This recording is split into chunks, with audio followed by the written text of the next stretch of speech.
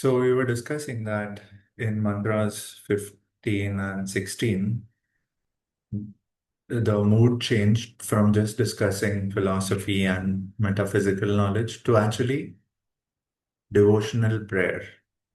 Yeah, after understanding the various qualities and the energies of the Lord, the devotee is now praying.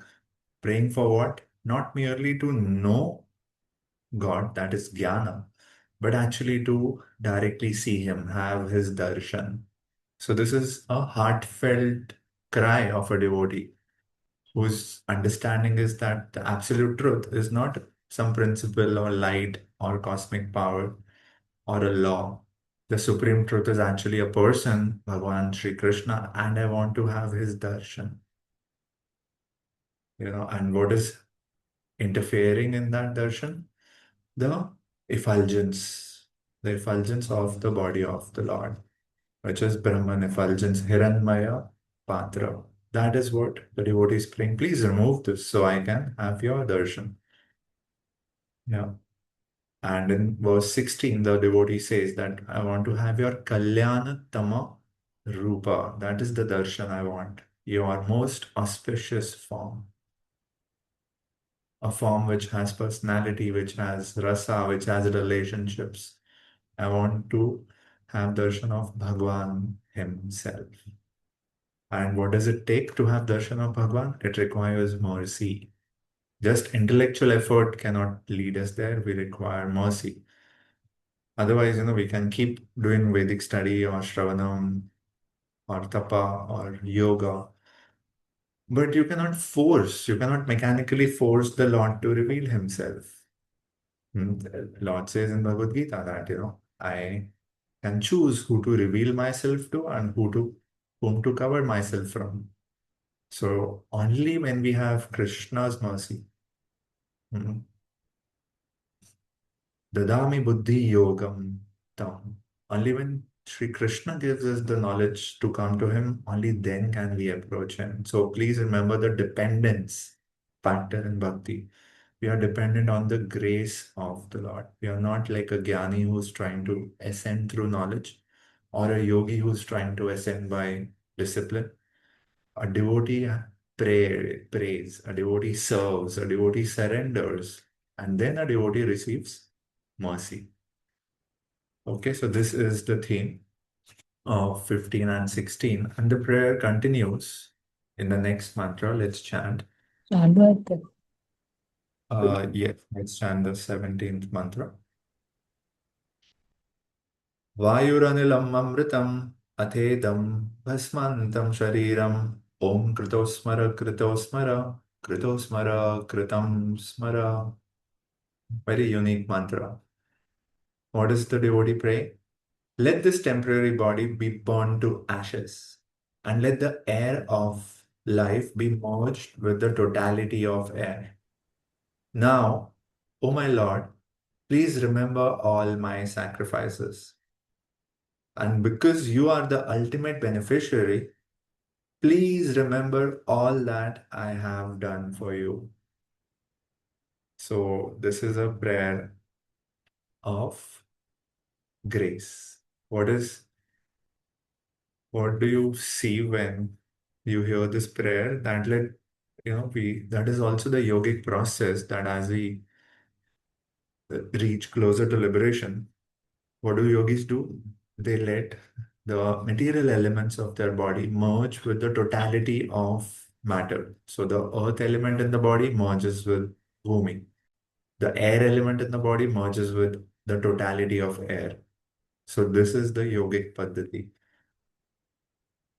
So what is happening is let each element of my body go back to its original, source. What is the first thing that comes to mind when you hear this? So if all elements of our body go back to some material source, what is it indicating? Temporariness of material body. Yes. And the counterpart of that understanding is That nothing belongs to us, basically. Everything is Lord's. correct. Even the body that we have is the Lord's. So when this dissolution happens, each element merges into the totality of the element. What remains? Soul remains. Soul. Individuality is Ah, lost. the soul remains. So this verse is clearly establishing the immortality of the soul. Na jayate mriyate va kadachit. Okay, so if the earth element of my body goes back into the totality of earth, in that state of liberation, who will remain? Who will continue to exist? The living entity will continue to exist. This is, very important. So this mantra is confirming that living entity continues to exist after annihilation of their material body. Soul does not die when the gross body dies. This is a misconception of the materialist. So we have two bodies, right? So the materialist thing, gross body finished, identity, individuality finished. January, February. Nor that is, Hey, Monday, Tuesday, Wednesday, Thursday, Friday. can you please mute? Yeah, Hari Brahman Prabhu, can you please just have a look? So when this gross body ends, the individual ends. This is the thinking of the materialist. Okay. But if the subtle body ends, and then the individuality ends, who thinks like this? That when the subtle body is dissolved, your individuality also is finished. Who thinks like this?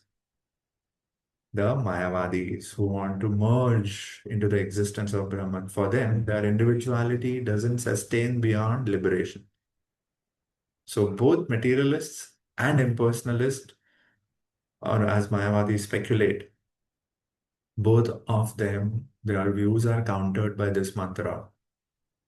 The material body may be destroyed, the subtle body may be dissolved, but still the individual continues to exist. Isn't it true? Natve evaham chatunasham natvam neme janadipa. So the soul is eternal. The soul continues to exist. Never was there a time when I did not exist, Sri Krishna is saying, nor you, Arjun, nor all these kings, nor in the future shall any of us cease to be. So the first thing we learn from this mantra is that the soul is eternal. The soul is perpetual. Okay, and what is the prayer in this mantra? The devotee is praying to the Lord, please remember all my sacrifices which I have done for you. You are the enjoyer of my sacrifices, Bhoktaram Yajna Tapasam. Yeah. Please remember all my sacrifices and accept them as devotional service. Please remember all the bhakti I did for you. So it is not, we'll see in the course of the purport. Krishna really doesn't need a reminder, but this is the devotee reaffirming everything I did in this life as a sacrifice. Please accept it. It is an offering unto you. And acharyas also say that this prayer means that the devotee is praying that, oh, the Lord, please carry what I lack and please preserve what I have. Yogakshema vahamyaham. So this is essentially this prayer of this mantra. And if you see Kritosmara, so the activities I have done, the sacrifices I have done, please remember smara. The word smara is used 4 times. So this is a real heartfelt prayer. So Srila Prabhupada starts by explaining that the material body is a foreign dress. Beautiful philosophical exposition by Srila Prabhupada. Yeah. Now, otherwise, if you read the prayer, you might think, yeah, I understood. The body is perishable and the soul is eternal. And I continue after the dissolution of my material and gross body, and the devotee is saying, please remember my sacrifices. Na jayate mriyate va kadachan. We know this fact. Uh, there is no birth or death for the soul at any time. Nayam bhutva bhavita va na bhuya. So, in addition to this, now Srila Prabhupada explains the science of taking bodies.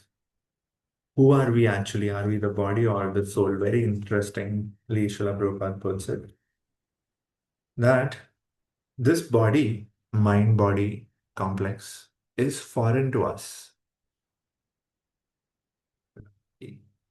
The living entity is not annihilated on the destruction of the material body, and the living entity also does not lose its identity. The identity of the living entity is neither impersonal nor formless. So, what happens when you finally achieve liberation? You attain your Swarupa. Swarupa Avasthana. You become situated in your Swarupa. Swarupa Siddhi. So, what is that Swarup? Is it just impersonal energy? No. Is it formless? No. It's you have a spiritual form, you get a transcendental form. So, the individual's identity is not impersonal or formless. It is the material dress that is in fact formless. The body is taking shape as per the desire of the soul. It takes a shape according to the form of the indestructible person. So, what is the beautiful conclusion here? Soul dictates body. Yes. Your deha is dictated by your Atman. It's not the other way around. Prabhupada is also going to explain ahead. So we are not formless, we are not impersonal. The bodily form, the material form that we get is dependent on the soul. So soul is eternal and soul dictates what form we get according to the desires we cultivate. So desires change, external form changes. So Prakriti is like an expert craftsman who is giving us these beautiful forms. Think of a sculptor who's using sand or clay to create different designs. So, according to the desires we have, Prakriti just gives us different bodies. We end up in different species. You know, different set of senses we get for the specific kind of enjoyment that we desire.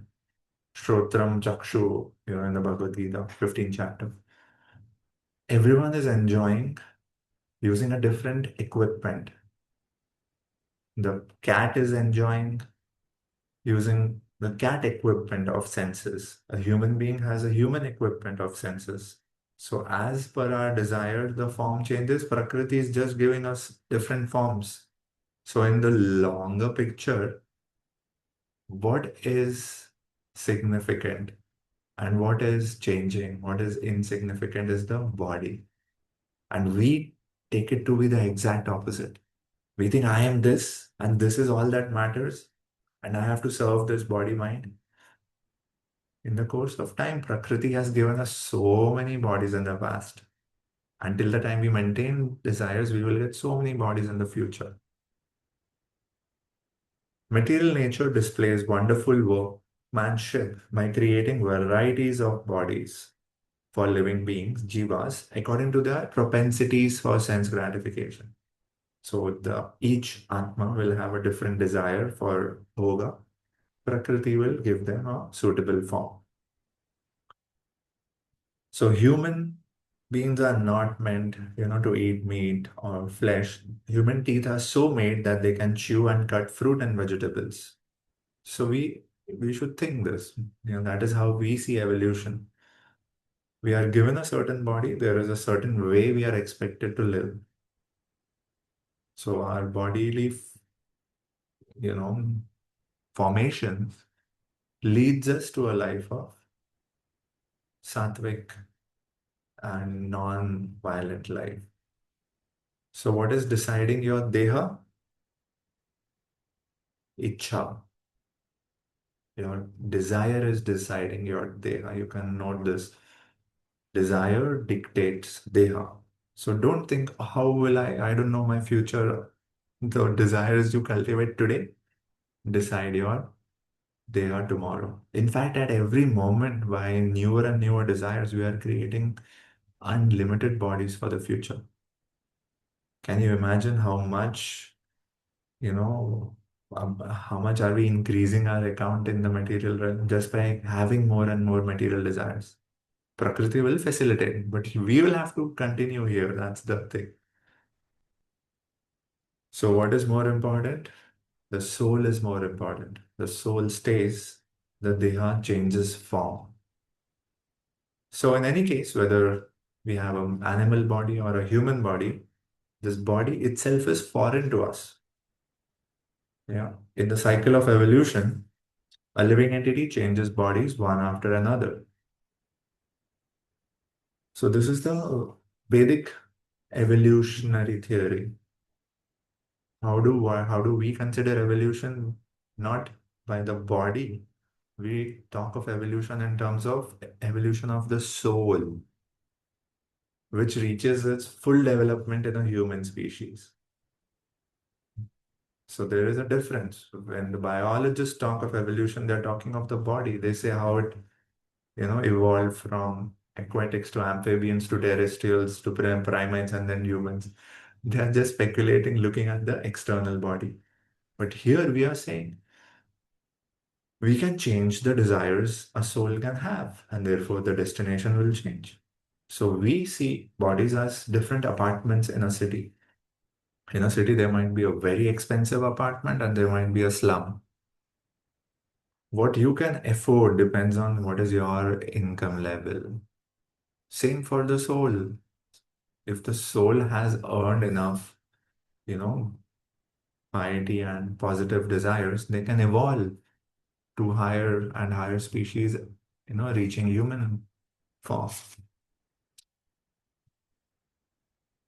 So, Prabhupada then says the highest developed form is this human form when when it is possessed of a full sense of spiritual knowledge.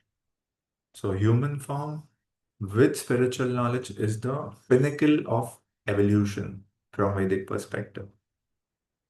Yeah.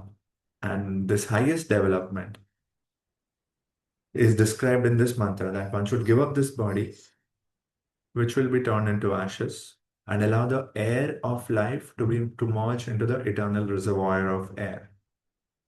So there are different pranavayus within our body. This we can study in Ashtanga. Aprana, apana, vyana, samana, udana. So they do different functions from digestion to perception to mobility. Everything is controlled by the pranas. So we we have this body is like an external dress, but what is moving it? So the Vedic understanding is that the pranas are moving it. So when they say pran tyag diye, so the body is still there, but the pranas have left. And that is exactly the science of Shat Chakra Yoga. That there are these different chakra positions in our body, and the yogis they try to raise the soul from the lower chakras up till the highest chakra, which is the Brahmarandra. We'll study this in the sixth chapter of the Bhagavad Gita. That they can choose eighth chapter of the Bhagavad Gita. That the yogis can choose at will because they have managed to raise their soul at the to up till the Brahmarandra. They can choose when to depart.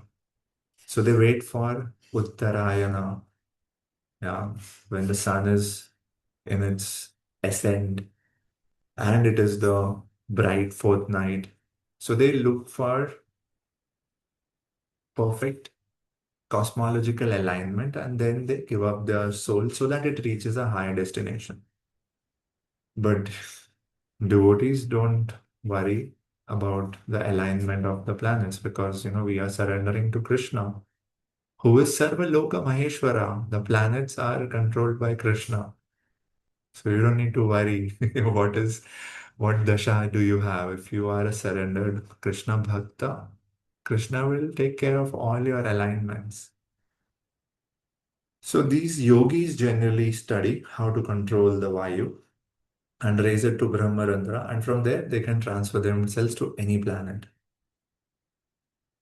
So, and we have discussed this before, there is a mechanical means of interplanetary travel, which is using spaceships. But there is a more effective way, which is this. Prabhupada says the mystical way. The yogic way is the way to go to different planets if you so desire. Okay, so the process is to give up one material body and enter into another. But that's not the point. The highest perfection is when you're able to give up the material body altogether. As suggested in this mantra, you give it up for once and for all, and you enter into a spiritual atmosphere. Beyond this material realm, beyond Brahmajyoti, the spiritual atmosphere, that is where we should aspire to reach.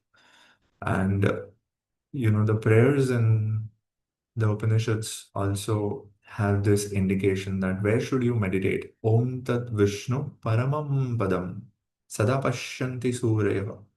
Suris, the devotees, where are they putting their sights? What is the aspiration of the highest devotees or the spiritualists? Om Tat Vishnu Paramam Padam, the Parampad of Vishnu or the Dham of Lord Vishnu. They are keeping their eye there. That's where they want to reach. Like we have material ambitions. You want to, get an apartment in a certain, so you are eyeing that. So what should we eye? Those who are true spiritualists, they should eye or aspire for a spiritual destination. They should not be satisfied by promotion within the material realm. Yeah, because that's temporary. So when we enter that spiritual atmosphere, one can get a completely different type of body, a spiritual body, which has no change or death. So ultimately, we have to use our temporary body as a vehicle to attain our eternal destination. Bhagavatam says this is the best use of human life, that you're using something that's temporary, that's anyways going to finish, but you are using that and using that as a medium, as a vehicle to reach a destination which is eternal. Have you heard the story that there was a kingdom where each king would be elected and they would be allowed to stay in power only for 5 years? Have you heard this? So different kings came and they enjoyed their life in those 5 years, and then they were, dethroned and they went back to their normal life. But one intelligent king, when it was the reign of that king, he used those 5 years to create another kingdom with the royal resources. So that after 5 years, he doesn't have to go back to poverty. So that is how we should use our human life.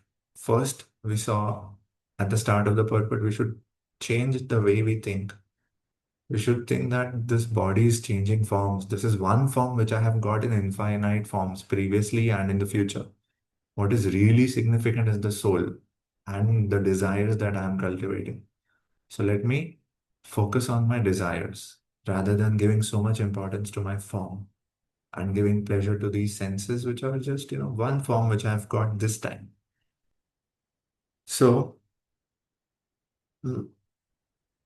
material nature will force us to change our body because of our desires, and different desires lead you to different species. All of the living entities have bodies composed of matter. Whichever species we go, we'll still end up getting a body made up of matter only. So who is intelligent? What did we see in mantra 7? Do you remember? Have you started preparing? Mantra 7 Vision spoke of of. your pure devotee. Sorry? The vision of your pure devotee, how he sees Ah, everything. very good. Extra bonus points.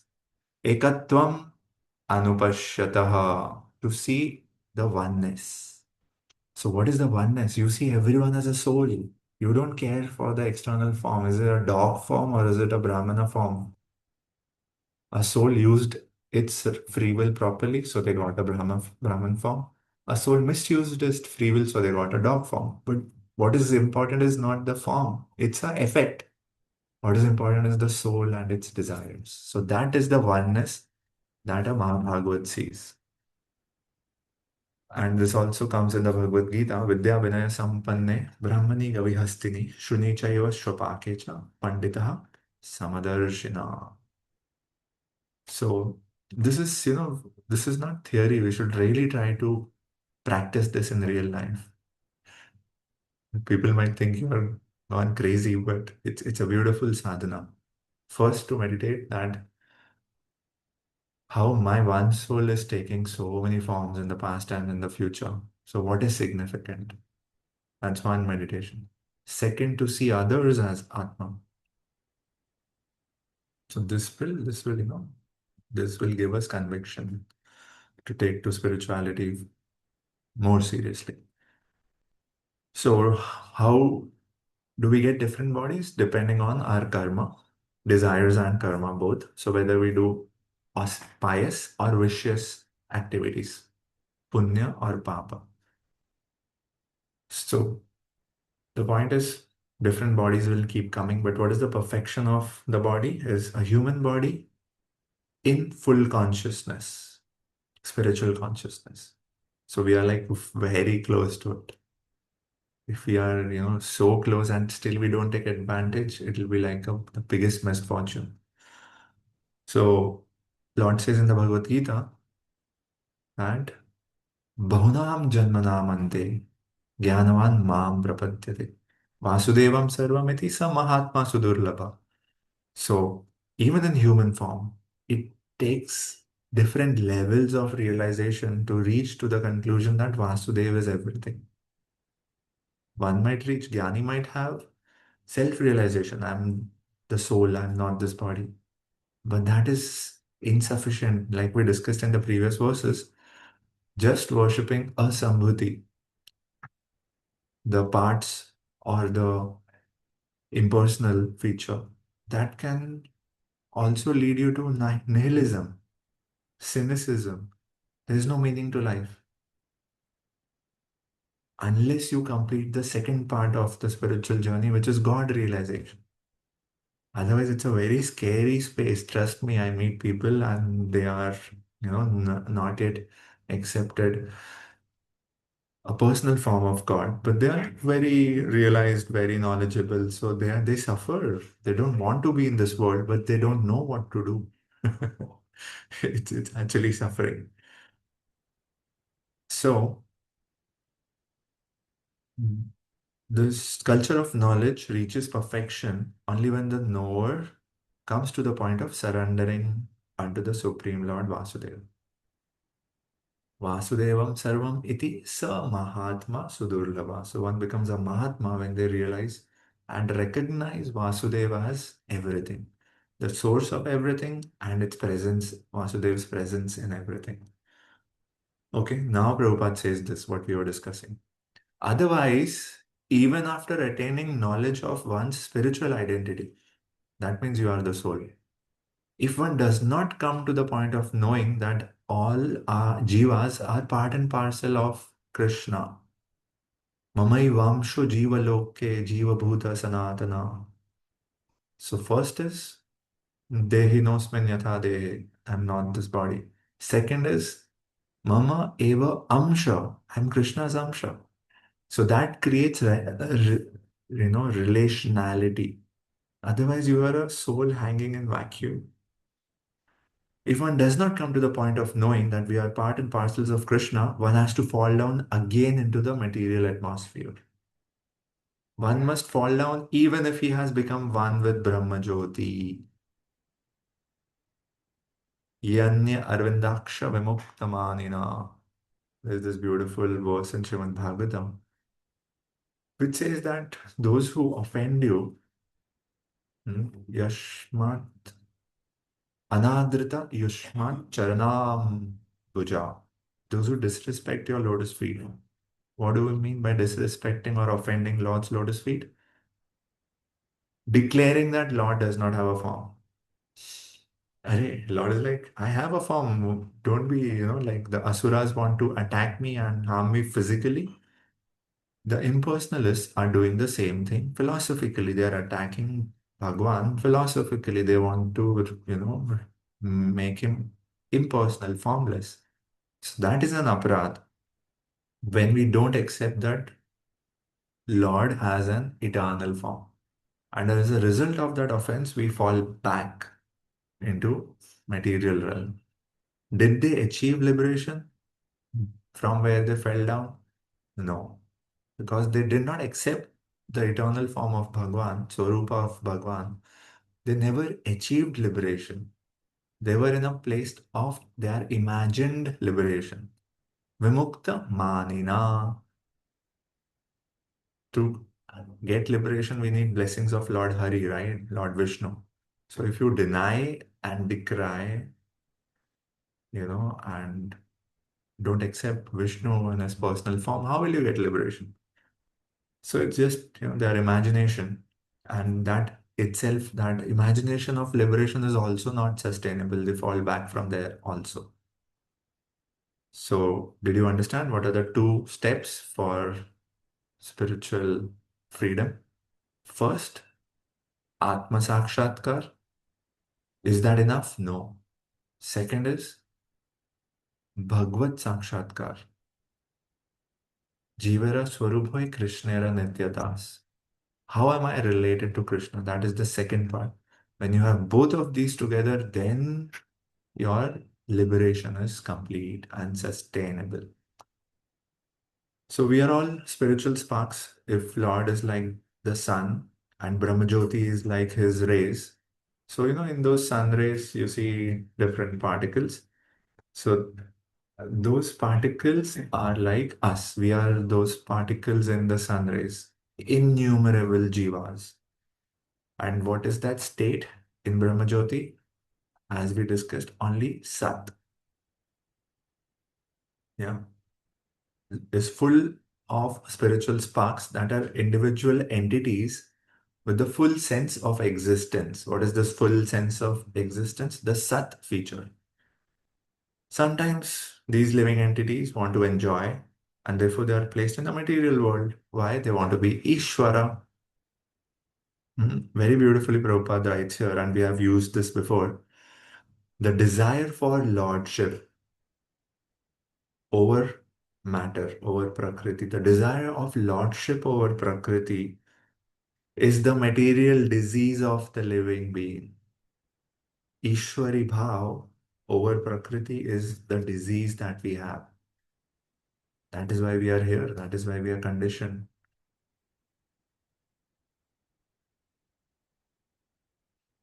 So, in having, it starts from here, having a separate desire to enjoy. Bhogavancha kare. There is this beautiful verse in Chaitanya Charitamrita that as soon as a jeev desires to enjoy their senses, nikate jaya maya jhapatiya dhare. Maya captures you as soon as you go close in the desire to enjoy. So that is the trick Maya plays on us.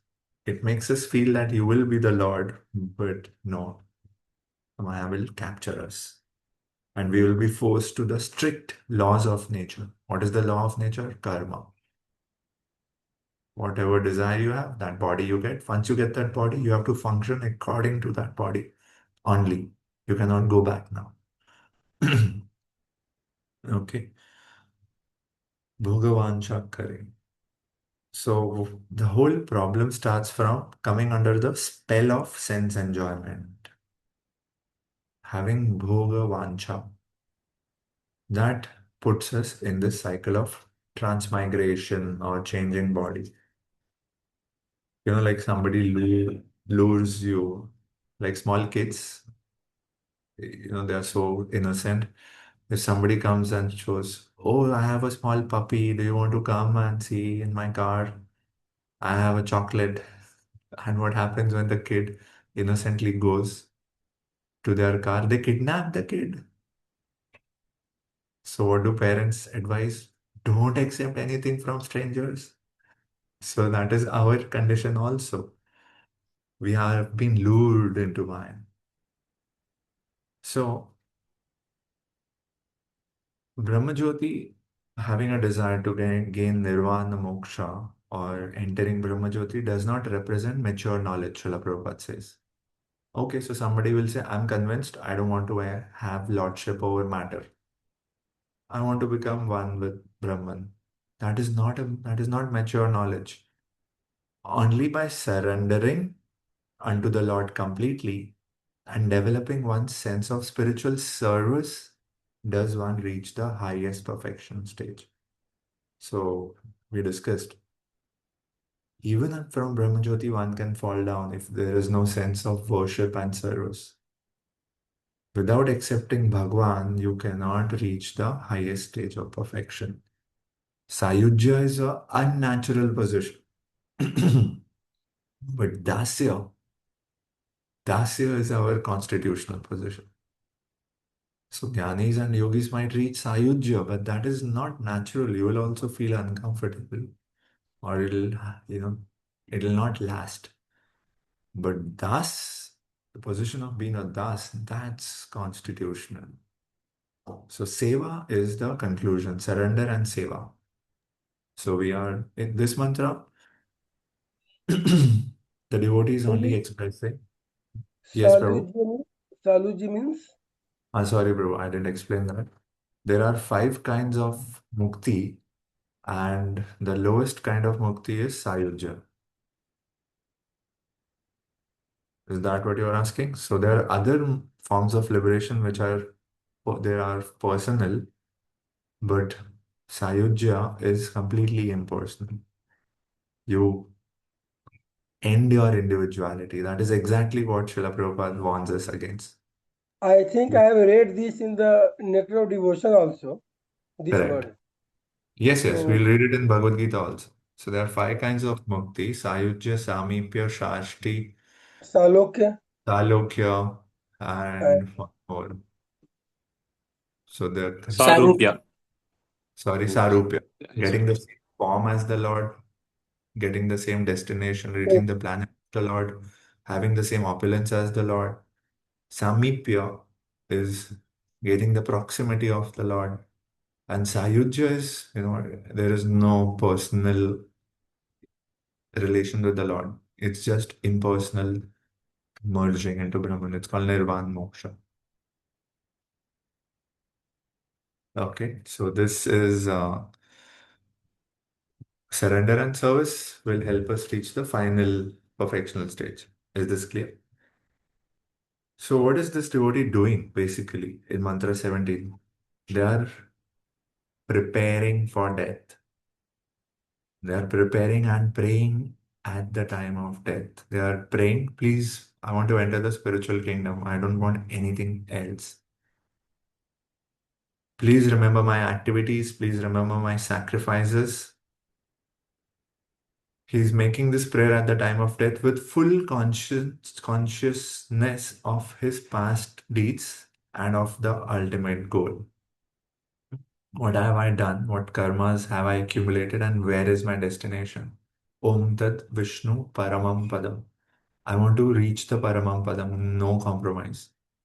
But I have a lot of karma also. So please take care. I surrender unto you. One who is completely, so this is a devotee who is praying, preparing for departure. But somebody who has no idea of spirituality or God, what happens? Because they have absorbed themselves in their lives completely in matter, that is what they'll remember. They'll remember their heinous material activities at the time of departing. And as a result, they'll get another material body. Yam yam vapi smaran bhavam tyajante antikalevaram tam tam evaiti kaunteya sada tat bhava bhavitaha. So Bhagavad Gita 8th chapter says, whatever you remember when you are quitting your body, that is the state you will attain. Does it mean you can literally, at the end, just switch and think whatever you want to think? It will not happen, because that's a time of great pain and suffering. You're like, what has been your biggest pain? Leaving home, leaving your country, getting separated from your loved ones. Death is the final departure. You will never see anyone again, you'll never come back to those places again. Imagine how much it will trouble you if one is not prepared. So don't think we can trick Krishna and use this principle in our favor. What you have prepared in your whole life will be your thought at the time of death. And what happens? Why? What is this principle saying? That whatever you are desiring, the mind will carry, because we know the subtle body moves to the next gross body. So the mind carries the jiva's propensities into the next life. So it is the mind which we have to purify. Mantra through chanting. So simple animals don't have developed mind, so they cannot remember, but we can remember. So our mind remains surcharged with desires. When we remember objects, things, and people of this world, there are desires associated with that. So our mind is fully surcharged with those desires. And till the time we have those desires, kama, ichcha, we cannot enter the spiritual realm or get a spiritual body. But what do devotees do? Devotees develop a sense of love for Godhead.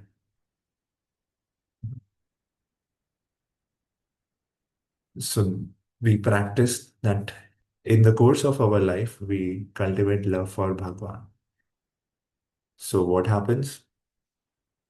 For devotee, it is an extraordinary situation. At the time of the death, if a devotee doesn't remember Krishna, is he lost? No, the Lord doesn't forget him. Tesham aham samuddhardham mrityu samsara sagara. I will save my devotee from this ocean of samsara. So this prayer is not needed for a devotee. We don't need to tell Krishna, please remember, please remember. There, for the Lord, there is no need of any such reminder. The Lord does not forget the service rendered by his pure devotees. The Lord remembers every devotional act we do, however small or big. So this we see in the Bhagavad Gita. Apichet suduracharo. Yeah, even if somebody commits an accidental sin, Sri Krishna says, don't worry, they are on the right path, they are well situated. Very soon they are steady in their determination. Very soon they'll become purified. Declare boldly that my devotee will never perish. Name bhakta pranashyati. So if Krishna is making this promise through Arjun, then there is no fear. We should have no doubt that will Krishna remember me. So this mantra that devotee is not approaching Krishna, approaching Ishwar in that bhav. But when we offer loving devotional service to Krishna, he remembers. So we'll not have to make a similar prayer. That's the point. Being completely absorbed in me, surely you will come to me. So Lord protects us. Bhagavad Gita is not just a philosophical discourse. It is Sri Krishna's personal assurances. So many times he gets emotional when there is discussion of his devotees. I'll protect them. I'll give them knowledge. So he gets personal when it is about devotees. So there is Krishna's complete guarantee that he'll protect us. So Srila Bhaktivinoda Thakur explains that devotee of Krishna is on the right path. Apichetu duracharo bhajanti mam ananya bhak sadhureva samantavya samyak vyavasito hi saha. So one should try to understand what is the meaning of suduracharo. So very beautifully, Srila Bhaktivinoda Thakur says that we have two functions. We are living parallel lives. On one side, we are working or acting to maintain our body.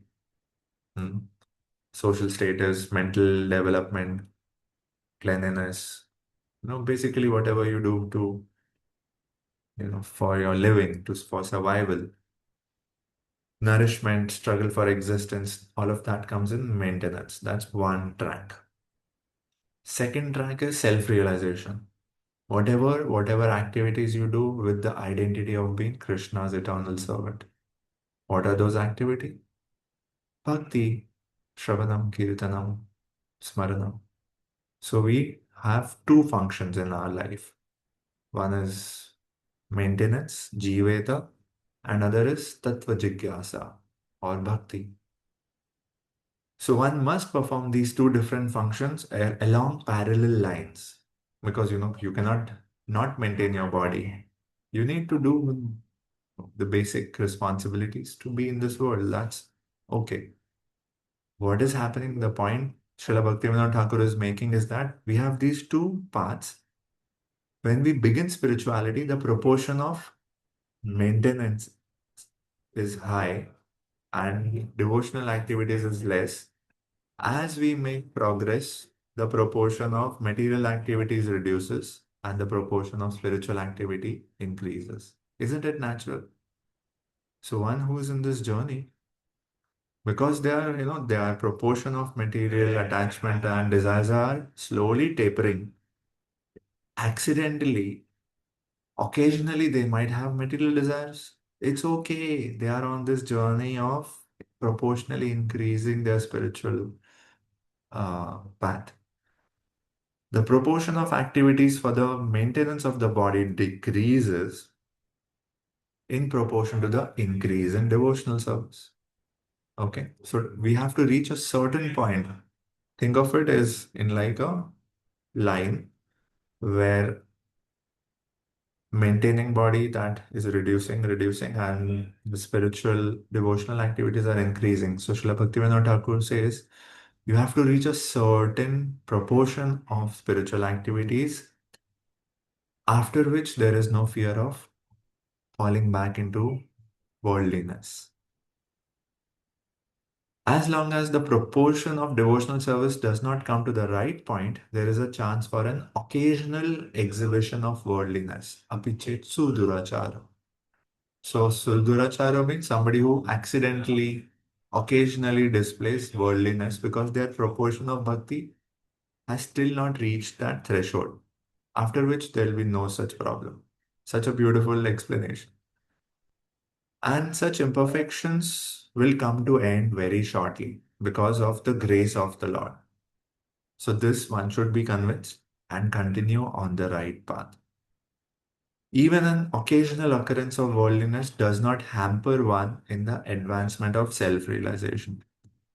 So if you're going from Mumbai to Delhi in a plane, there might be turbulence en route, but that doesn't mean you'll not reach your destination. It is temporary.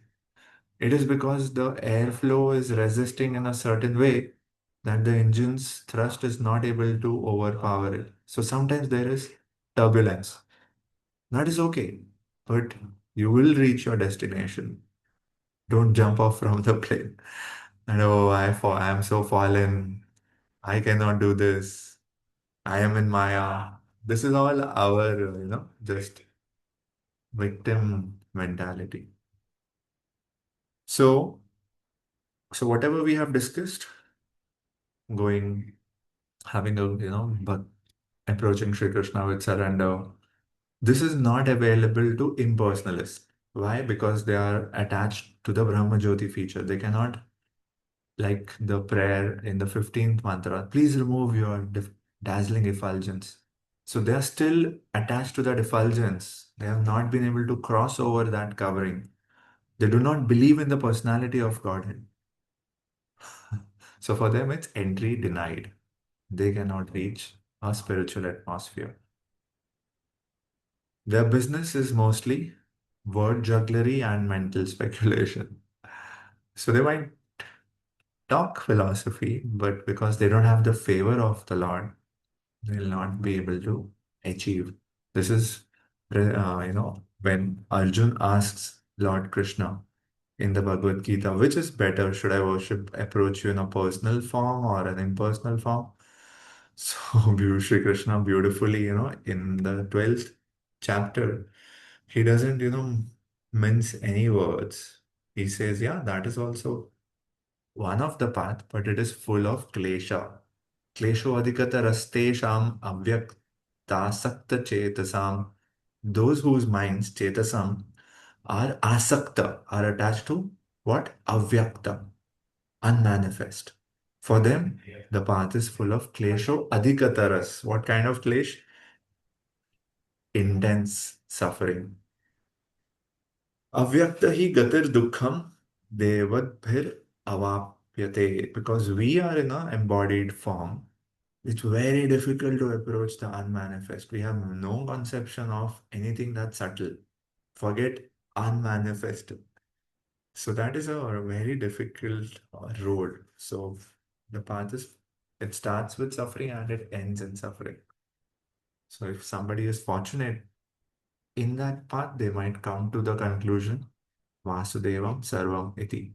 Then their track comes to bhakti. Otherwise, they get stuck here. So all the facilities suggested in this mantra can be easily obtained by constant touch with the personal feature of the absolute truth. So staying in touch with Bhagwan, Shuddhanti tasmai prabhavishnave namaha. So what did we see is the cause of our bondage? A mind which is full of material desires. So if you want to spiritualize the mind, if you want to make your mind transcendental, you have to bring it in touch with something that is transcendental. That is the how the method of induction works. And what is the way to make your mind transcendental? Always stay in touch with Bhagwan.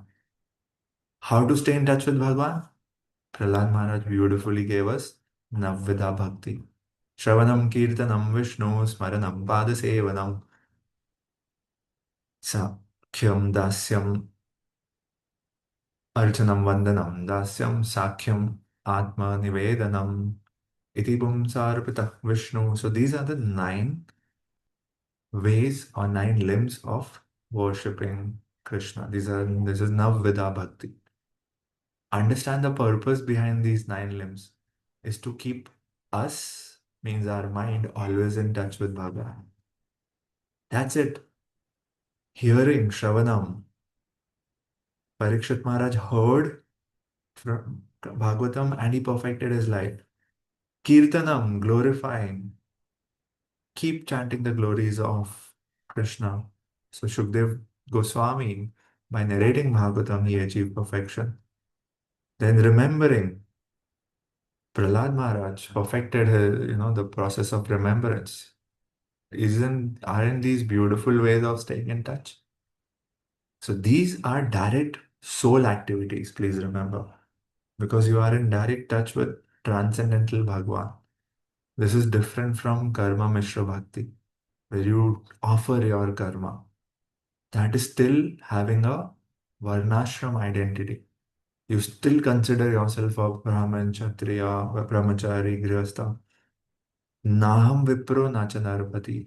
All those identities are body mind. Only identity that is objective is Jivera Swaruphoy Krishnera Nityadas. And when you are at that identity, what activities will you do at that identity? These 9. So when we are practicing, what we are doing now is called Vaidhi Bhakti. We are trying to practice these activities which are the nature of our soul. That will purify us and we'll actually perfect it. And then we'll do it with relish. We'll do it with attachment. We'll do it with spiritual greed.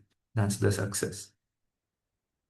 Okay, so remembering Prahlad Maharaj serving the lotus feet of the Lord, Padasevanam Lakshmi Devi, worshipping the Lord, Prithu Maharaj, beautifully, offering prayers to the Lord, Akrura, serving the Lord, Hanumanji, enjoying friendly association with the Lord, Sakhyam, Arjun, surrendering everything to the Lord, Atmanivedanam, Bali Maharaj. So these are personalities who perfected each of these limbs of bhakti. And we can adopt all or even one of these limbs that will give us perfection. Okay. So, the explanation of all Vedic hymns is summarized in Vedanta Sutra. Everything that the Vedas want to teach us, the Vedas, the Upanishads, they want to teach us is summarized in Vedanta Sutra, and Srimad Bhagavatam is a natural commentary on the Vedanta Sutra. Srimad Bhagavatam is the Galitam Phalam, the mature fruit of the tree of Vedic wisdom. So the same discussion happened between Parikshit Maharaj and Shukdev Goswami. How should we live our life? How should we prepare? This mantra is about preparing and praying. What is the duty of every person, and specifically at the time of death, which is exactly what mantra 17 is talking about. What do you do? What's the most important thing to do at the time of departure? Tasmat Bharata Sarvatma Bhagavan Ishvaro Harihi Shrotavyah Kirtitavyascha Smartavyaschet Bhayam.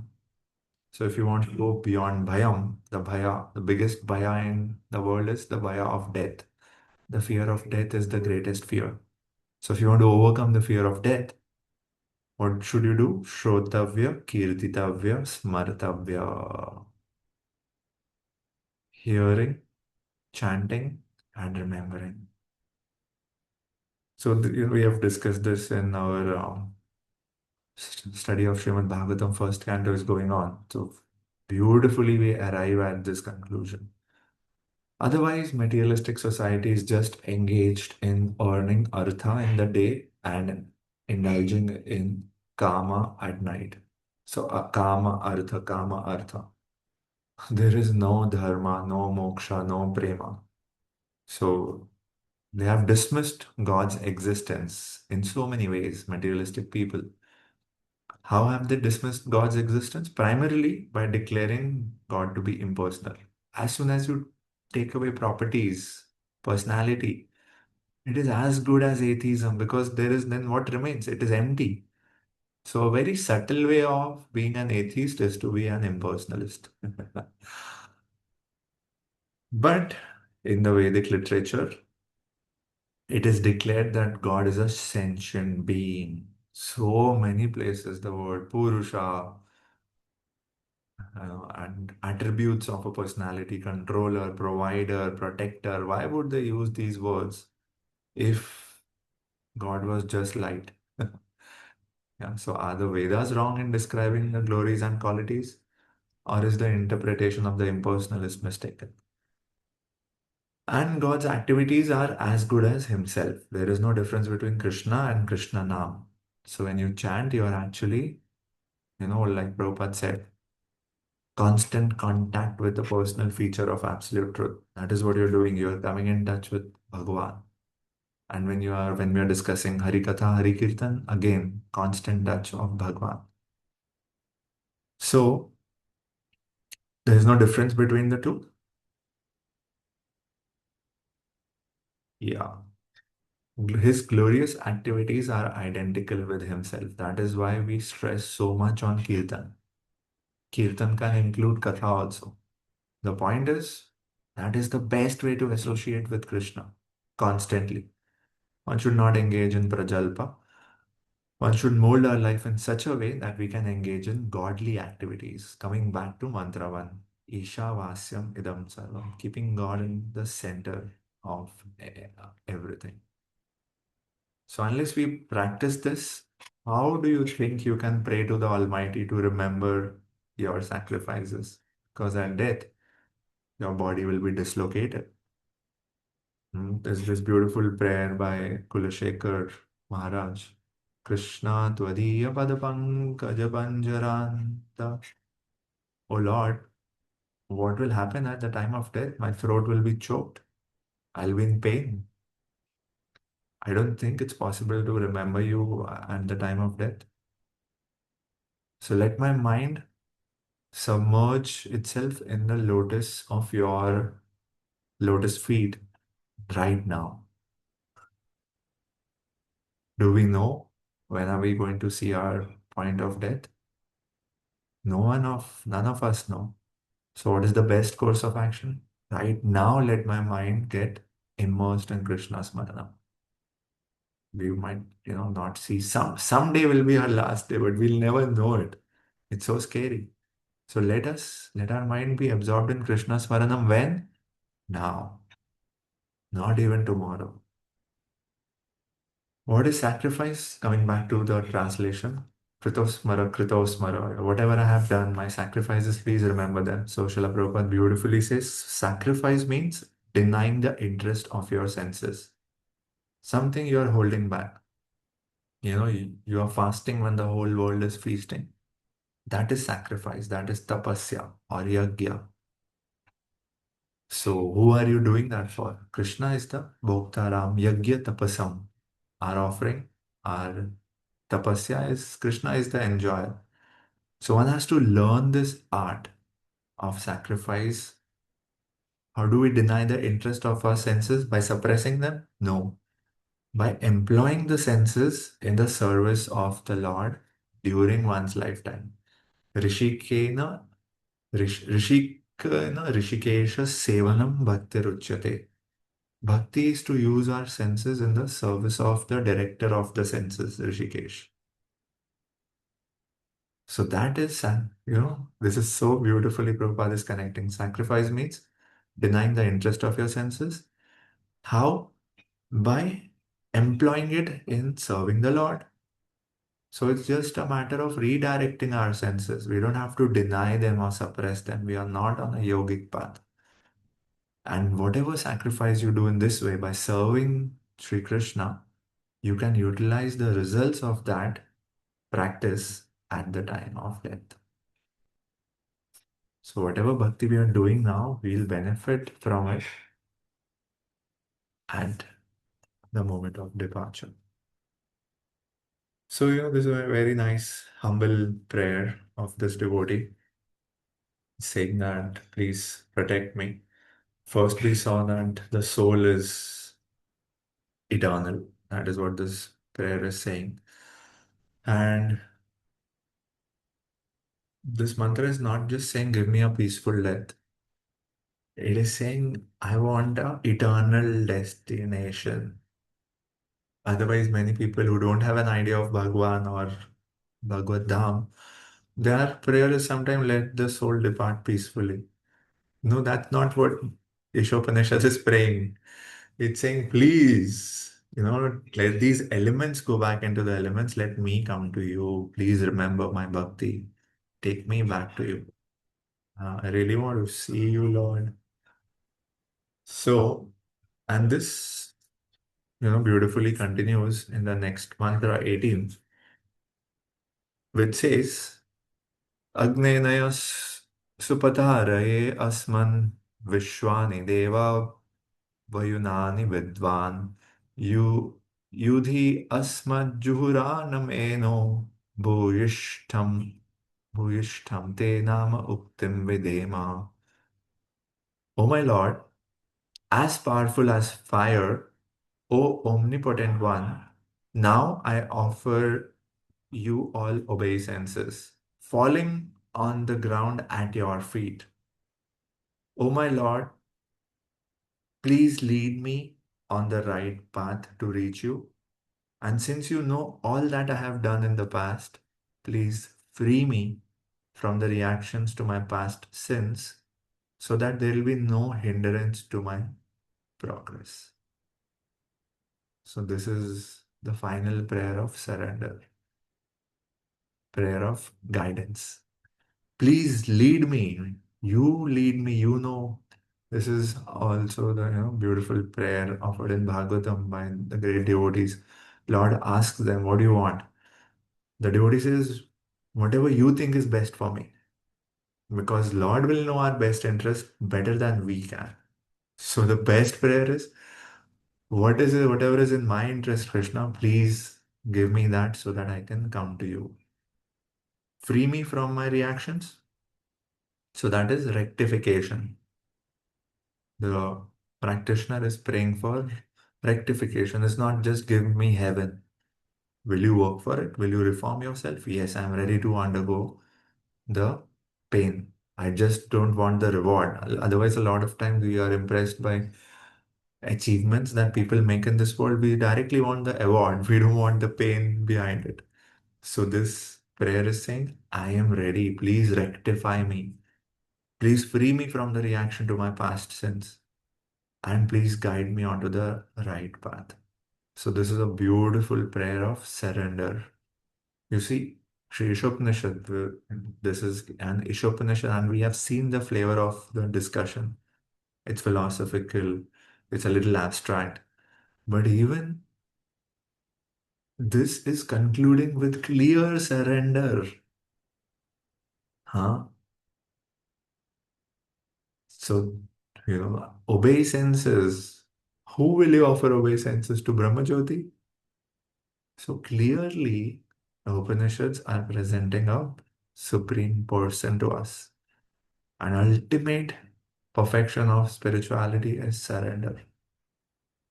By surrendering to the Lord and praying for His causeless mercy, the devotee can progress on the path of complete self-realization. So why is the Lord addressed as fire here? Because Lord can burn into ashes everything, the reactions to our past sin, our sinful proclivity, and the seed of ignorance from which sinful desires come. Kechit kevalaya bhaktya. So bhakti can purify at the deepest level. So that is the power of Sri Krishna. So real or Bhagwan is the ultimate aspect. Brahmajyoti is just the effulgence of his face, over his face. And karma kand, doing fruitive activities, is the lowest stage in this endeavor. Because there is a great risk in doing fruitive activities. Everything has to be done according to the ritual. One mistake in one direction, timing, pronunciation, and you will get a opposite result from your karma kand. That is, it will become vikarma. So vikarma is something that is not prescribed in the scriptures. Here, Srila Prabhupada beautifully translates vikarma as acts against the interest of the actor. When you're acting against your self-interest, that is vikarma. So the danger of karma kand is that very quickly it can become vikarma. So, it's a risky path. And why are we, approaching karma kand? We get illusioned because of our desire to enjoy. And all of this vikarma, if we have a desire to enjoy, Maya traps us. We start performing vikarma. It starts creating obstacles or hindrances in the path of our self-realization. That is exactly what this prayer is. Please remove all those obstacles. My past karma have created so many obstacles for me to reach you. Please, I beg of you to please remove them. Because it's like insurmountable. We cannot do it ourselves. Daivihi eshu gunamayi mama maya duratyaya. Can you cross over Maya? No, you are an insignificant jiva. Mameva ye prapadyante. Those who surrender to me, Maya metam tarantite. They can cross over Maya. Okay, so self-realization is possible only in human form. Even in human form, one has to be qualified by Brahminical culture. What do we mean by Brahminical culture? Sattva good. It doesn't mean that, only Indians can achieve self-realization because nobody else is a Brahmana anywhere in the world, right? But Brahminical culture is talking of Sattva good. People can have Sattva good anywhere in the world. So the point is, a sattvic human life is the most developed form. And it presents the only chance to obtain the knowledge of transcendence. Even if in a human form, somebody is governed by Rajas and Tamas, constantly greedy, constantly plotting, scheming, trying to outsmart the other so much rajo, do you think that mind is favorable for Shravanam, Kirtanam, Smaranam? No. We need a sattvic mind space to even do Shravanam, Kirtanam, Smaranam. And then Srila Prabhupada presents what is Brahminical culture. It is the qualities that Sri Krishna gives in chapter 13 of the Bhagavad Gita. Amanitvam, Adamhitvam, Ahimsa, Shantimarjavam. That is knowledge, or that is the process of, um, or that is Brahminical culture. It is not just being proud of high parentage. Nobody becomes a Brahmana by birth. We have discussed this, that, that is a different, that's a Dvija Bandhu. So being born in a Brahminical atmosphere is good. It gives us an opportunity. Like somebody born in a privileged atmosphere, they have an opportunity. But just the birthright alone is not sufficient. What we need, what is more important than birth, is qualifications. Have you trained yourself? Have you gone through the training? Have you taken the education? Have you gone through the reformations, the samskaras? Then you become a Brahmana. Okay. If somebody is born in a Brahminical setting, but they neglect and don't acquire these qualifications, they are called Dvija Bandhus. They are not accepted as Brahmana in Vedic culture. In Bhagavad Gita, people who deviate from the path of yoga bhrashta, what happens? Lord Krishna says, don't worry, those souls will get an opportunity to be born in privileged settings in the next life. Shuchinam, Srimatam.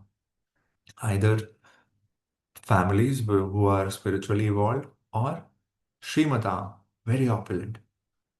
What is the advantage? Such births afford higher chances of self-realization. Because if somebody is struggling to get their daily bread, just to put meal on the table, where can you talk to them about self-realization?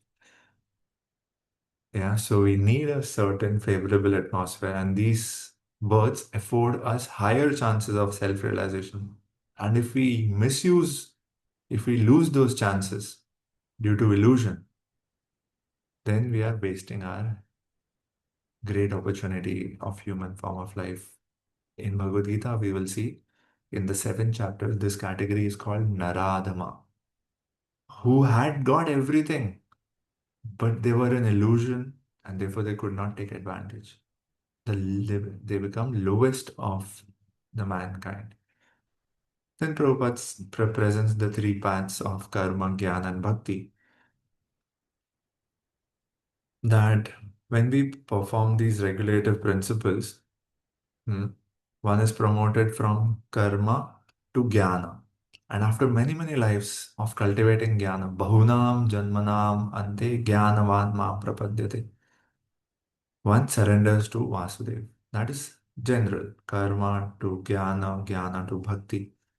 But one who surrenders at the very beginning, like this prayer is saying, please guide me. Please lead me to the right path. Asato ma sat gamaya. Tamaso ma jyotir gamaya. Mrityur ma amritam gamaya. Lead me to the path of immortality. Lead me to truth. Lead me to light. So this is a prayer of surrender. So if somebody can surrender at the very beginning, as recommended in this mantra, then they at once surpass all the preliminary stages. They don't have to go through the step-by-step journey from going from karma to jnana to bhakti. They directly reach surrender. How? Just by adopting a devotional attitude. So now you see the importance of how rare bhakti is and how powerful having a devotional attitude is. Therefore, we stress that just if you get the mercy of a sadhu, Brahmanda Brahmite Kono Bhagyavan Jeev, Guru Krishna Prasade Pai Bhakti Lata Beach. Because if we continue going by our karma, it'll take another infinite lifetimes for us to reach surrender and bhakti. But if a devotee interferes, intervenes in our life, that is when our good fortune arises. Hmm. So this is then, if you can present a devotional attitude and surrender right at the start, then Krishna protects you. Sarvadharman parityajya means lower dharmas or relative dharmas of karma, jnana, varna, ashram, swadhyaya, tapasya. Give them all up. Sarvadharman parityajya mam ekam sharanam vraja. Just surrender unto me. Aham tvam sarva papebhyo moksheshami ma shucha. Exactly what this mantra is saying. Please protect me from my sinful reactions. Please guide me. Krishna is responding in 1866. Surrender unto me, I'll take care. So in Karma Kand, there are many sinful reactions involved. In Jnana, it is less, but in Bhakti, there is no scope of any sinful reactions. Nihara iva bhaskara. When the sun has arisen, there is no scope of fog. Similarly, when Bhakti has blossomed, there is no scope of any sinful reactions. And a devotee, what to speak of qualities of a Brahmana? A devotee gets the qualities of God. Yasyasti bhaktir bhagavati akinchana. One who has akinchan bhakti in the Lord. Sarvair gunair tatra samasate sura. In such a person, all divine qualities reside. So automatically, a devotee attains the qualifications of a Brahmana. Even if they are not, even if they are body, what is our body? Our body is our prarabdha karma. Even if our prarabdha karma is making us to take birth in a Shudra family, Bhakti has this power. This is a beautiful section, and if you like to study from the Srimad Bhagavatam, third canto, 33rd chapter. Kapil Muni, when he is, instructing his mother, and when we are seeing activities of his life, there this beautiful verse comes. Yannamadhyeya shravananukirtanat yat prabha yat pravanat yat smaranat api kvachit. This is the relevant part of this verse, which Prabhupada is quoting in this purport. Shwadhopi sadhya savanaya kalpate kutah punaste bhagavan darshanat. So this verse is saying somebody who is born in a low family, outcast family, what family? Shwadha, dog eater family, means no discrimination in lifestyle or habits, which is most of the world today.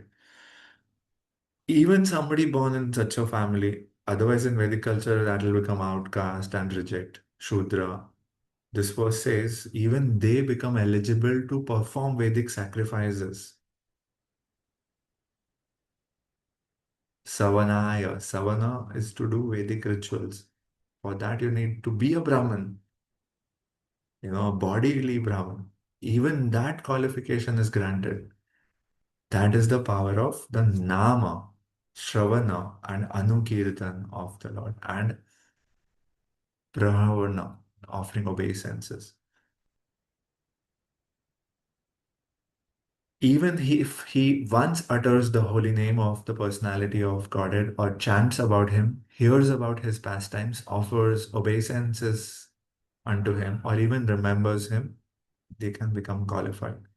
What to speak of those who are seeing the Lord face to face? Means those who are devotees, then what to think of their destination? It's unimaginable. So the idea is we have to align ourselves with the laws of God, not that we expect Krishna to align with our desires. So, what is Sri Krishna saying in this mantra? Basically, do you need to be pure to achieve bhakti, to achieve Krishna's association? No, you don't need to be pure. That is the role of Krishna. He'll purify you. You only need to be sincere. You should not be crooked. Yeah. Even if a devotee is unable to follow rules and regulation in the beginning, if they are sincere, as we discussed, apichetu duracharo, the destination is guaranteed. On the other hand, if somebody is crooked, they don't have a willingness to reform their heart. Lord is ready to even forgive Jagai and Madhai. But what did he tell them after, blessing them? Sin no more. Don't do sin again. So there has to be willingness to rectify ourselves, which is what, this mantra is saying. Please free me from the reactions to my past sin. So there is, from our side, we need to be ready, willing to reform ourselves. Crooked means I want the benefit, but I don't want to change. If have you is that relatable? Don't tell me to change, Krishna. It's too difficult. My ego, my anarthas. I'm so comfortable where I am today. Just take me from here to Goloka. It's not going to happen. Purification is required, and our willingness to purification, to undergo that purification, is our sincerity. That's all that is required on the path of bhakti. You don't need to be pure before you come in. So Srila Prabhupada beautifully mentions in the purport in Bhagavad Gita, chapter 3, verse 32. He says that in the beginning, one may not be able to fully discharge the injunctions of scriptures, but because one is not resentful of this principle, you don't start hating the Vedas, criticizing the Vedas, or criticizing the Lord. Because one is not resentful of this principle and works sincerely without consideration of defeat and hopelessness. I'll continue seriously, sincerely, and without ulterior motive. I'll just continue. Having full faith, Asha Bandha, Krishna will protect me. He will surely be promoted to the stage of pure Krishna consciousness. So what do we do? What do we need? We just need sincerity. So these two mantras here, Prabhupada, says further.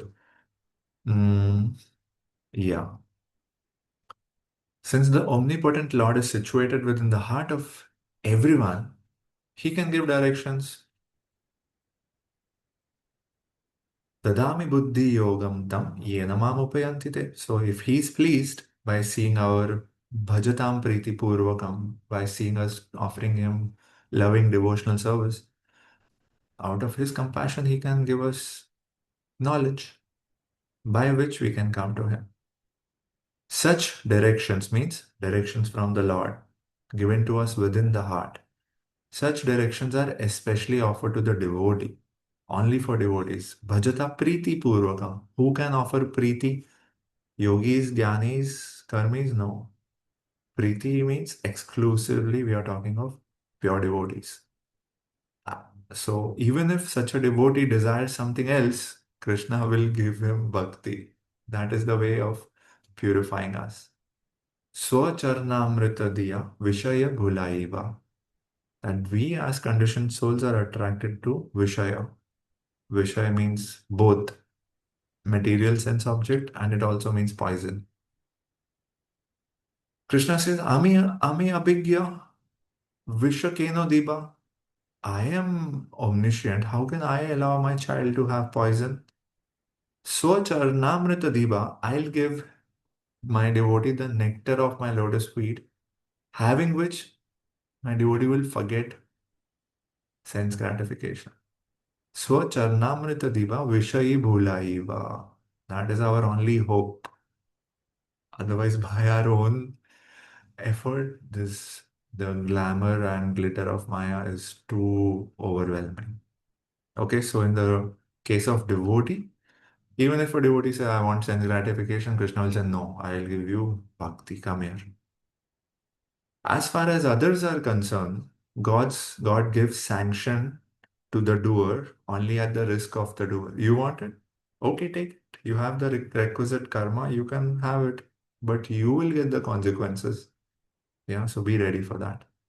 But for a devotee, the Lord ensures that a devotee is not acting in any wrong way. And if you have been practicing and if you look back to in your life, very clearly you can look at instances where it was actually Krishna protecting you. Even if we were desiring something else, he did not give it in a good way. He gave us something which is uh, sweeter, higher, devotional. So Srila Prabhupada quotes from the 11th canto of Srimad Bhagavatam here. स्वपादमूलं भजत प्रियस्य त्यक्त्वा भावस्य हरिपरेशः विकर्म यच्चोत्पत्तितं कथाञ्चित् धुनोति सर्वं हृदि सन्निविष्टम्. That the Lord is in our heart. Even if a devotee sometimes falls into vikarma, the Lord rectifies such mistakes at once. Why? Because the Lord is in our heart. From within the heart, He rectifies the mistake. Why is He doing this? Because the devotees are very dear to the Lord. So we are not trying to become perfect and pure. We are trying to please Krishna. Just by trying to please Krishna, we become dear to Krishna, and then Krishna takes care of the purification. Okay, so now Prabhupada concludes. He says, this mantra of Sri Ishopanishad, in this mantra, the devotee is praying to the Lord to rectify him from within his heart. So as we saw, this is a mantra of surrender, seeking guidance, and rectification. Surrender does not mean that I'll not work on my false ego. You are asking for surrender, you also have to work on your ego and anarthas. It is natural for conditioned soul to do vikarma. Yeah, so what is the remedy for such unintentional sins? One has to surrender to the feet of the Lord. Because it's so complicated that if we try by our own ability, we will not be able to escape sinful reaction. Somehow or the other, we'll get implicated in it. But if we surrender to the Lord takes charge of the surrendered souls. That is our hope. Make Krishna the charioteer of your life. And then you don't need to worry about the direction. All problems are solved simply by surrendering oneself unto the Lord. What does surrender means? We surrender means we say, I am Krishna's party. So we start wearing Krishna's picture. Surrender means acting in terms of his directions. Very clearly, Sri Krishna has given us directions in the Bhagavad Gita. So you cannot surrender. You are not surrendering if you are not following his directions. To surrender means to follow. Okay, so that you should not be sentimentally surrendering that, yeah, I am surrendered. There are some religions, just you become by affiliation, you attain salvation.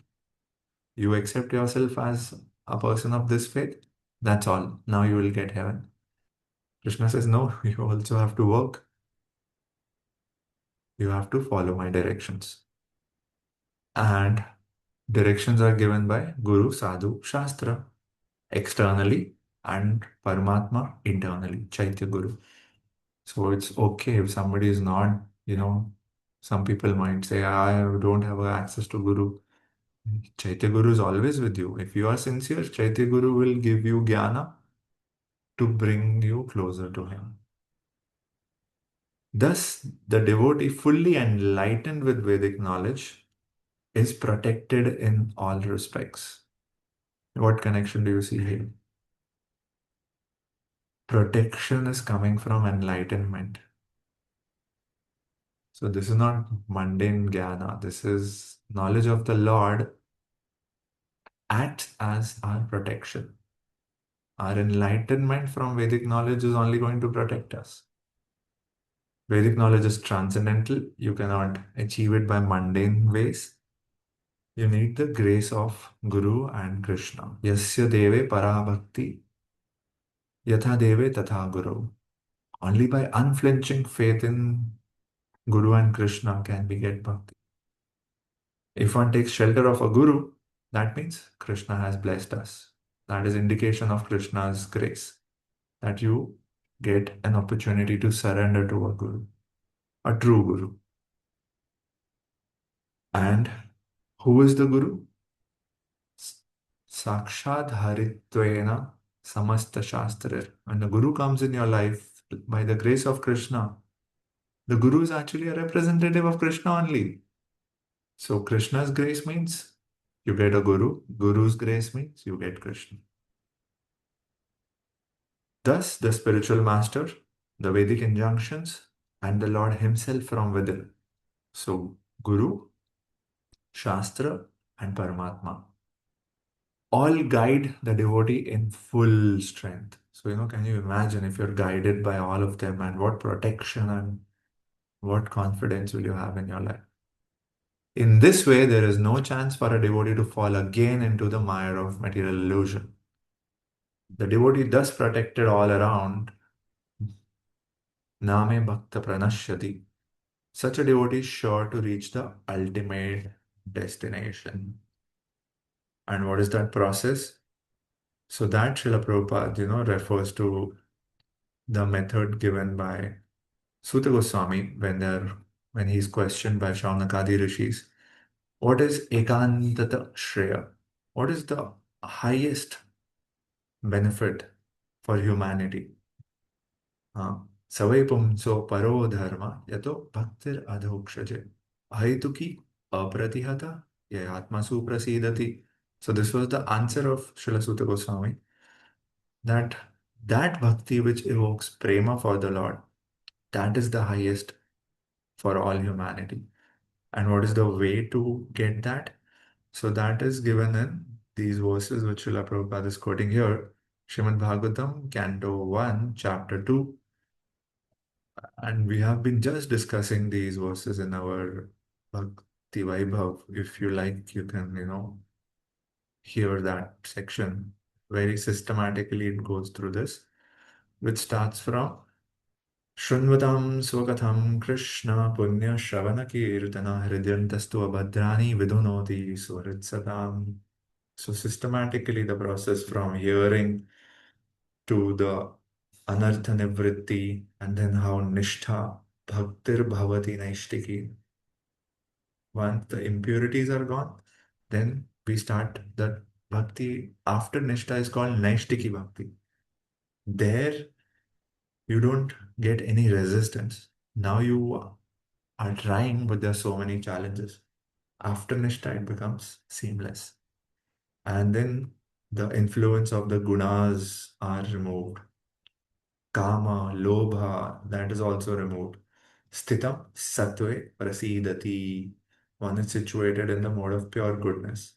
And once being situated in that mode of pure goodness, Evam Prasanna Manaso, with that enlivened mind, Bhagavad Bhakti Yogatam, Bhagavad Tattva Vijnanam Mukta Sangasya Jayate. So this is the set of verses Srila Prabhupada is referring to in the last part of the purport. You can read them, study them in detail, or hear the section. With that, all the knots in the heart are destroyed. Vidyante Hridaya Granthi. What are the knots in the heart? Attachments, material desires. Krishna is going to cut that. Chidyante Sarva Samshaya. All our doubts are resolved. What doubt? Does bhakti really give this effect? Even if bhakti works, can I get that? So all these doubts about the practice, about my capacity, all of these doubts are destroyed, and one gets to have direct darshan of the Lord. So very beautifully, Srila Prabhupada is, aligning the last mantra of Sri Upanishad with this section of verses. So here in these last two mantras, the devotee is surrendering to the Lord, praying for shelter, praying for guidance, ready for rectification. So this has to be the mood. After understanding everything about Krishna, this is how we should, manifest it. Spiritual life doesn't mean, you have a lot of knowledge. It means, have you surrendered? Okay, so with this, we conclude our study of Sri Upanishad with the blessings of Hari Guru and Vaishnavas and our Acharyas.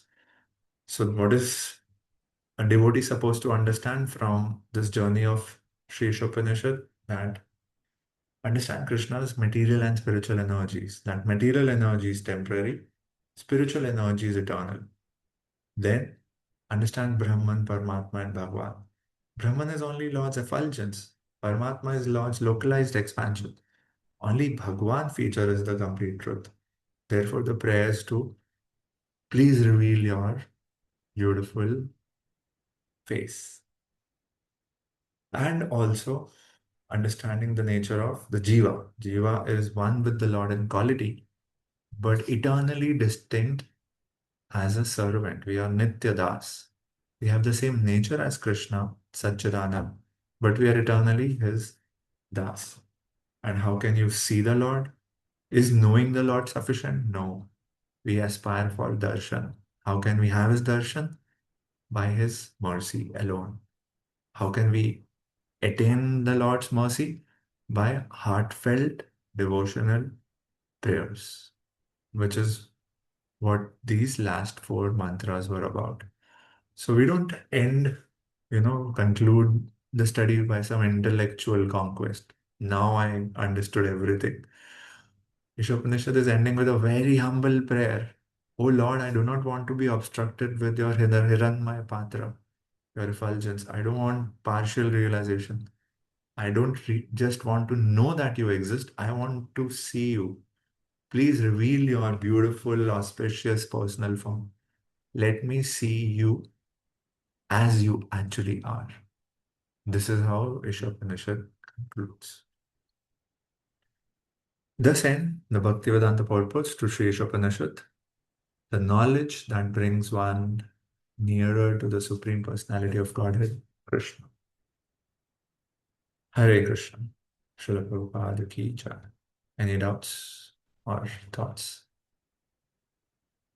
Yes, Prabhu.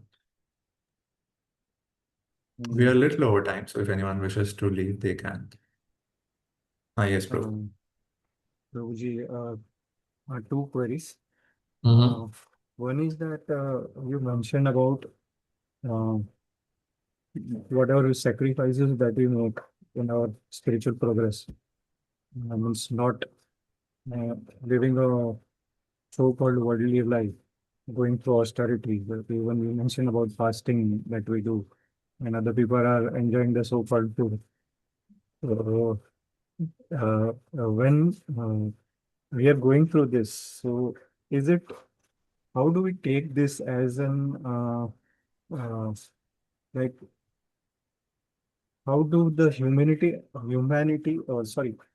aspect can be turned Mm. on in while going through this? Because there is always the back of the mind, there is always a thought that, okay, I'm doing this, doing this, maybe for Krishna, but that thought Correct. of being, that Correct. proprietorship is there, that I am doing this, so Krishna will take care of me. So that thought is always there. So how do we approach this thought? If you are, giving $100 to somebody, you might feel I'm doing a great job, I'm doing charity. But if you're giving $100 to a bank from who you own $1 million to, that is not that is not your, it's not a favor you're doing. It's obligatory. So as soon as we are born, we are obliged. Devarshi Bhutapta Pitrim Nranam. As soon as we are born, we are obliged to our parents, to the rishis, to the devas, to the pitris. We are just offering we are contributing, we are giving our contribution back to them. So if we see sacrifice in that spirit, yajna is reciprocity. It is not just giving. You have received so much, and acknowledging that what you have received, you are also wanting to share back into that system. That's yajna. So yajna dan tapa is not, something that you are doing which is, one off or a big favor to the universe. Universe has given you so much. Krishna has given you so much. You are just trying to be grateful and show your love for Krishna by giving something back. Like the example of it's the birthday of the parents, and the children bring gifts for the parents. Where do they get the money to bring those gifts? From the parents only.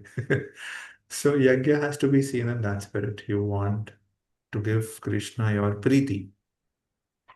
Sacrifice is a little, the language of karma jnana.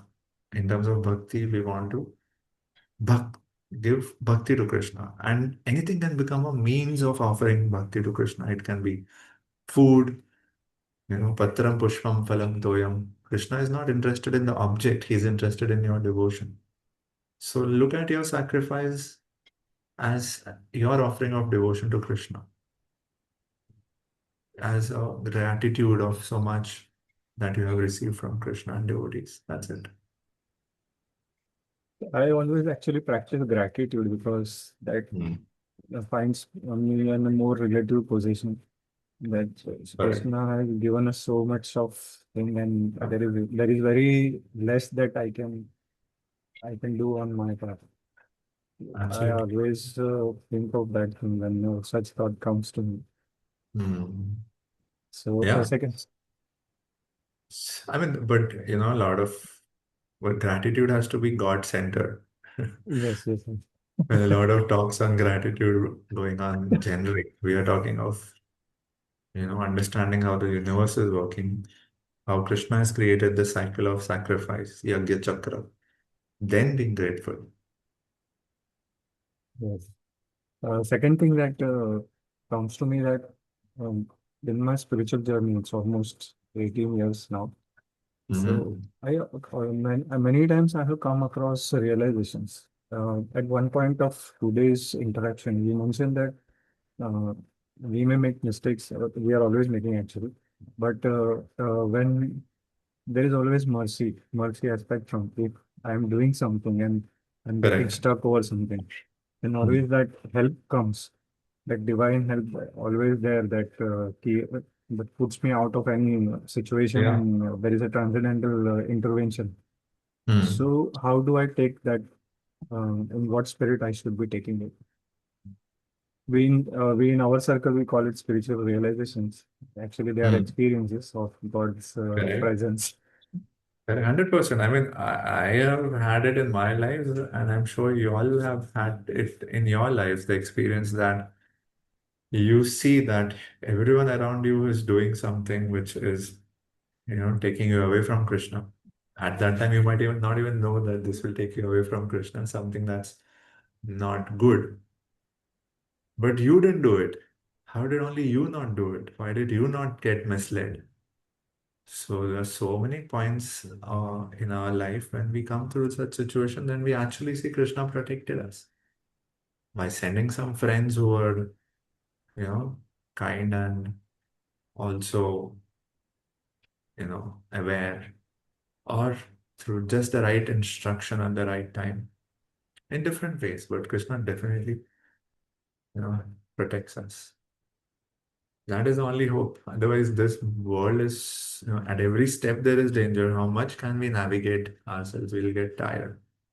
Somewhere or the other, we'll step on a landmine. So best is to give Krishna and make him the Sarathi, and you be the Arjun.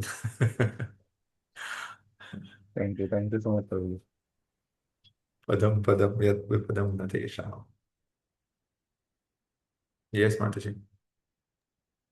Hare Krishna, Prabhuji, Dandavat Pranam.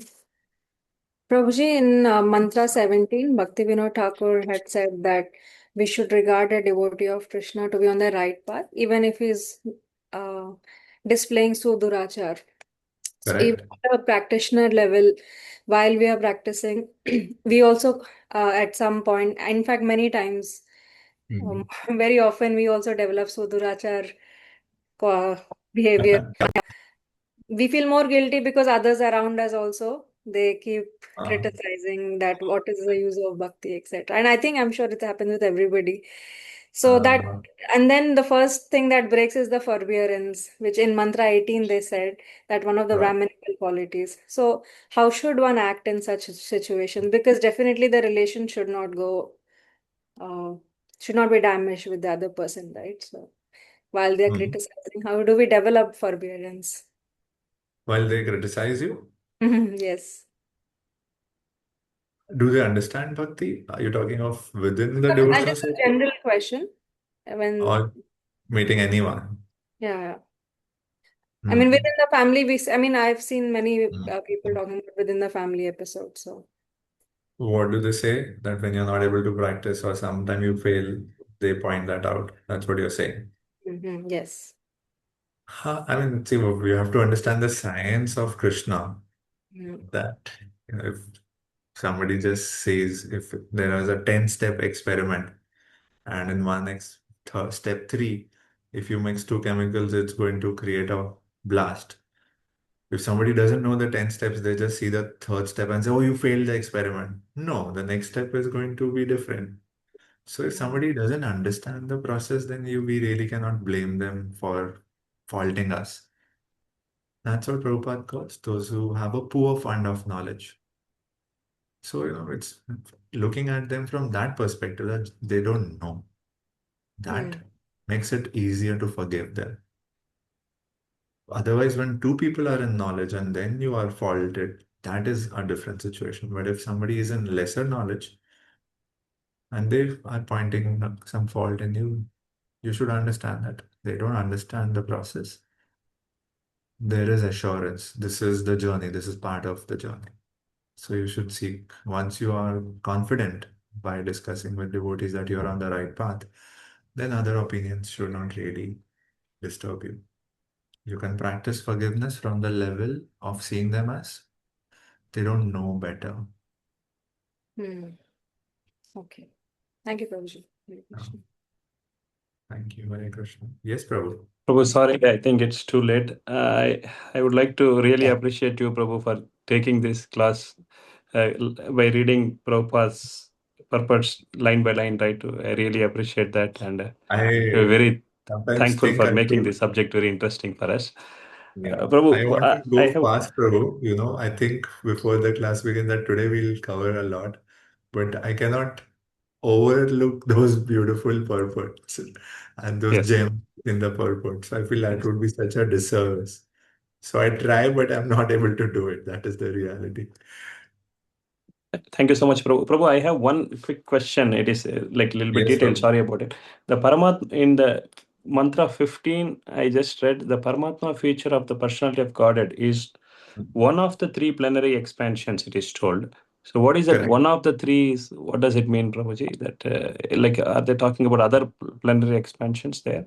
Yeah, other plenary expansion being the other two Purushavataras, Karanodakshaya Vishnu and Garbhodakshaya Vishnu. Oh, And but I thought Paramatma, they are in sequence, right, Prabhu? They are like uh, Paramatma pointing is the down. third one. Paramatma is the Kshirodakshaya Vishnu. So he is Okay. the third plenary expansion. The first two are Karanodakshaya Vishnu and Garbhodakshaya Vishnu.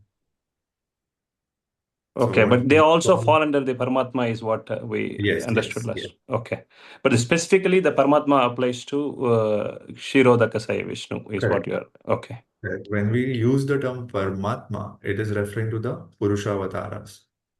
The first Purushavatara, Mahavishnu or Kshirodakshaya Vishnu, he is Paramatma of the entire cosmos. yeah, Paramatma of Mahatattva, actually. yes, Next one, Garbhodakshaya Vishnu, he is the Paramatma of all the Jivas collectively. And the third one, Kshirodakshaya Vishnu, he is the Paramatma of the individual Jivas. So all three are Paramatmas, but at different levels. okay. So here the one of the three is all referring to these avatars. I was confused whether this Yes. Purusha avatars similarly are they referring to Guna avatars or Leela avatars, that kind of thing, or it's everything is in Paramatma. This I mean, the Kshirodakasaya Vishnu, Garbhodakasaya Vishnu, and the Yeah, Karnodakasaya Vishnu is what they are referring to. Understood. exactly. Here they are referring to the Purushavatars. Thank you, Prabhuji. We were just discussing this in the third chapter of Srimad Bhagavatam. Interestingly, you bring this up. Thank you. Thank Okay. you. you, everyone. Hare Krishna. Srila Prabhupada ki jai. Shri Upanishad ki jai. Hare Krishna. Hare Krishna. Thank you, Prabhuji. Thank you, Prabhuji. Hare Thank Krishna. you. Hare Krishna. Thank you, Hare Prabhuji. Krishna, Hare Prabhuji. Thank you so much. Thank you. Okay.